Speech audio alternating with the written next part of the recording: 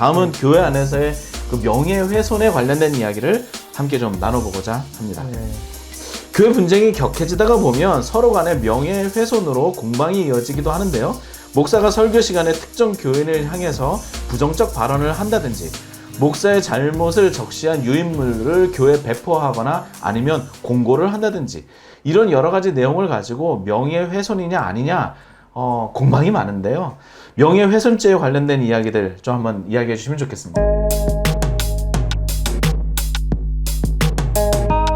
요즘 사회적으로도 명예훼손에 대한 얘기들이 많이 있는데요. 명예훼손은 크게 두 가지로 나뉩니다. 사실적시 명예훼손, 그러니까 진실한 사실적시 명예훼손과 허위사실적시 명예훼손, 그렇게 되는 것인데, 그러니까 뭐냐면 우리가 보통 허위사실을 기재를 하면 그 당연히 명예훼손이 될 거 아닙니까? 네. 그런데 우리 법에는 진실한 사실이라도 기재를 하면 명예훼손이 될 수 있다는 것을 전제를 하고 있는 겁니다. 왜?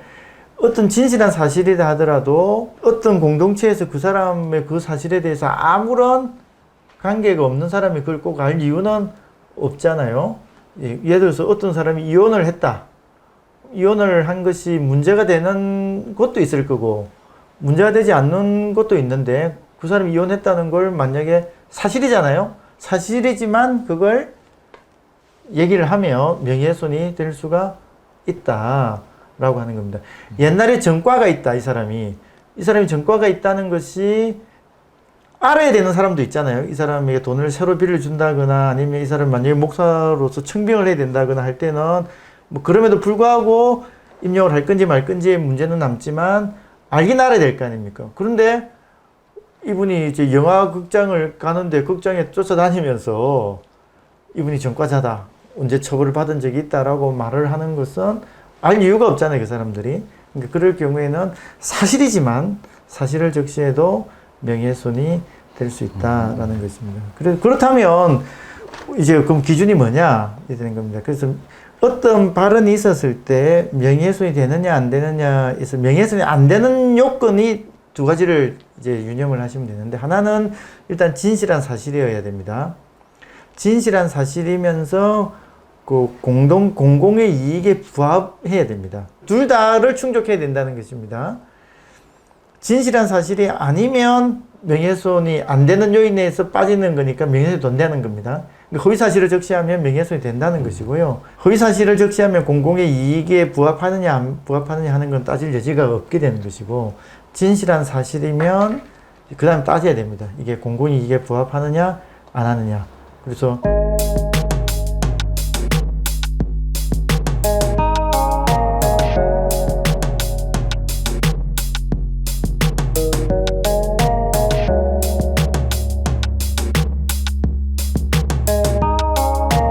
방금 말씀드린 대로 이분이 전과자라고 하는 것을 교회에서 알릴 때 이분이 어떤 중요한 일을 맡아서 필요해서 알리면 공공이익에 부합하니까 명예훼손이 안 되는 거지만, 그냥 아무 이유도 없이 이분이 교회 신앙생활 다시 갱신해서 열심히 잘 하고 있는데 이분이 뭐 옛날에 어떤 처벌을 받은 적이 있다라고 말을 하는 것은 명예훼손에 해당할 수가 있다, 이렇게 되는 것입니다. 예.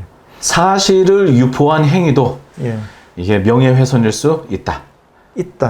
그래서 사실을 유포했을 때에는 공공의 이익에 부합하느냐, 그 발언을 하고 있는 그 공동체, 듣고 있는 그 사람들에게 공공의 이익에 부합하느냐 하는 것을 기준으로 판단을 해야 되는 판단을 해야 되는 거예요. 그렇습니다. 그러면 목사든 또 성도든 간에 저지른 죄가 있고 그 죄에 대한 사실을 우리 이제 교회 안에는 이제 알려야 되는 필요가 있으니 내를 알리는 것, 이런 것은 그러면 사실을 유포한 행위이지만 이것이 공익적인 행위로서 볼 수 있지 않습니까? 그렇게 볼 수 있겠죠. 그러니까 예를 들어 목사님에 대한 걸 하는데 이게 허위이면 더 따질 여지가 없다는 겁니다. 그럼 명예훼손에 해당해버리는 겁니다.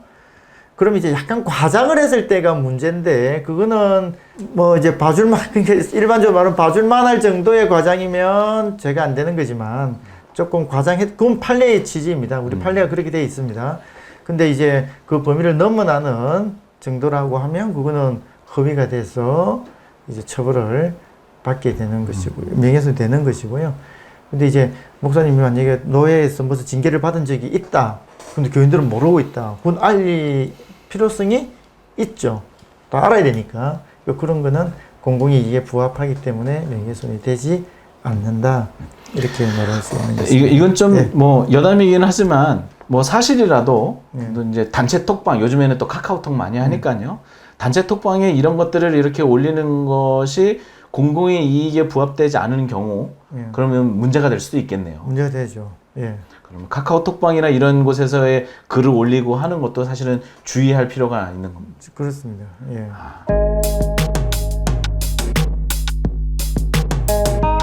그리고 그 근래에 들어서 또 하나 이제 등장하는 게 뭐냐면 모욕죄라고 하는 게 또 있더라고요. 예.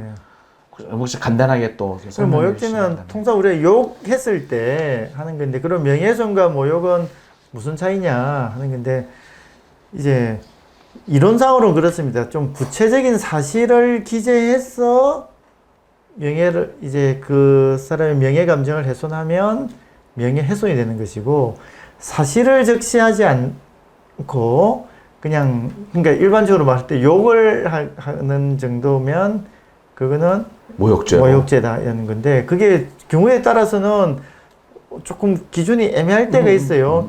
마귀의 자식들아 이러면 저쪽에서는 사실을 적시했냐, 뭐 마치 나를 진짜 마귀의 자식이라고 대하지 않았냐, 그러니까 너는 사실을 적시했으니 명예훼손이다. 왜냐하면 명예훼손죄가 제가 더 높거든요, 모욕죄보다는. 그러니까 사실을 적시한 것으로 하는데, 이제 근데 마귀의 자식일 수는 없으니 이제 그런 거는 모욕이다 이렇게 되지만, 야 이 도둑놈아 했을 때 이제 그것도 어떤 물건을 너가 옛날에 훔친 적이 있지라고 하면 어찌 되겠어요? 그런 사실이 없어 나는. 근데 옛날에 어떤 물건을 훔친 적이 있지 이렇게 하면 그거는 명예훼손의 영역으로 가는 것이고, 그냥 아무 잘못 없는 사람 보고 아무 근거도 없이 도둑놈아라고 하면 그거는 도둑놈이라는 게 도둑질을 한 사람이고, 도둑질이라는 건 사실관계에 대한 것이긴 하지만 그거는 구체적 사실관계가 아니니까 압축적 표현으로서 이제 말을 한 것이니까 그거는 모욕죄고, 이제 이런 식의 기준을 가지고 있는 것입니다. 그러니까 함부로 욕하면 안 되겠네요. 당연하죠.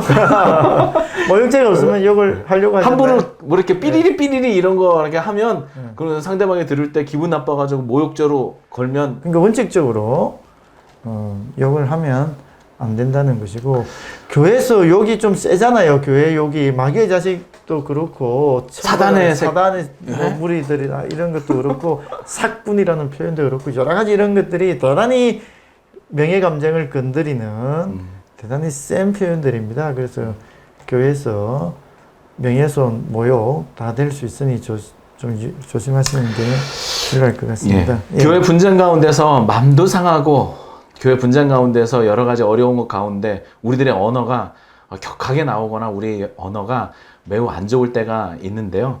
여러분 조심하셔야 됩니다. 명예훼손이든 모욕죄든 이리저리 걸릴 수 있는 일들이 많습니다.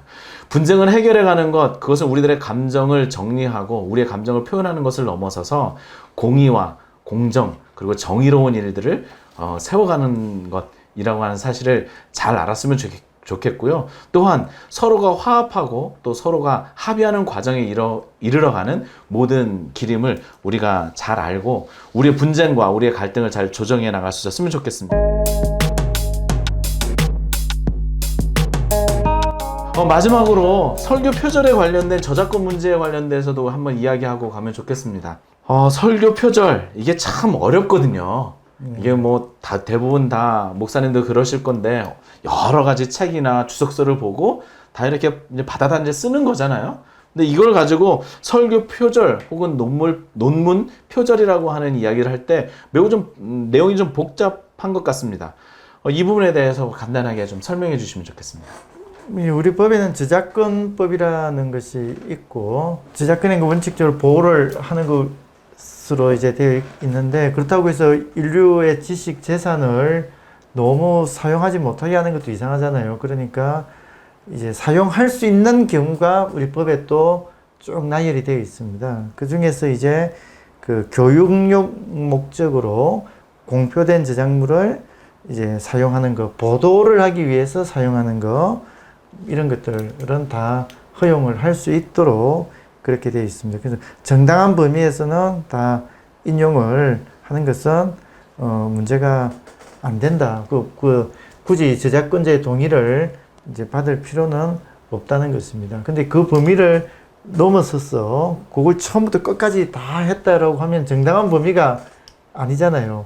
또 출처를 밝히지도 않고 하면 그런 경우에는 이제 인용을 한 것을 밝히지 않았다라는 죄로 인해서 이제 죄가 명시가 되어 있고 거기에 대해서 또 처벌 규정이 마련되어 있고 뭐 그렇게 좀 되어 있습니다. 네. 다른 사람의 설교를 처음부터 끝까지 다 이렇게 베껴서 한다라고 하는 것, 이 죄로서 또 형사 처벌로서의 이야기보다는 정말 성도들을 기만하고 그거는 그렇죠. 그게 가장 납득하기 어려운 예, 뭐 일화를 몇 개 이제 좀 보고 좋은 그거 다 인용을 하는 거니까 책에서 본 걸 인용을 한다든지 논리 구조를 좀 차용을 한다든지 이런 건 있을 수 있지만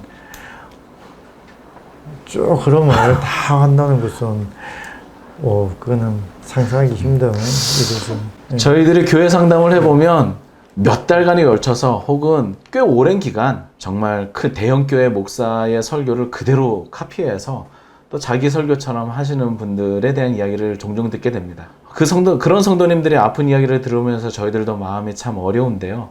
이런 일들이 좀 한국 교회 내에 좀 없었으면 좋겠습니다. 형사적 문제가 안 일어나게 하려면 어떤 것이 문제가 되는지를 좀 정확하게 아실 필요도 있는 것 같습니다. 그리고 그걸 또 마음에 좀 새겨 놓을 필요가 있고요. 그래서 어떤 갈등 상황 속에서도 그런 아무리 감정이 북받치고 한다 하더라도 그것이 초래할 여러 가지 파장들을 좀 생각하고 억누르는 데 분명히 도움이 될 겁니다.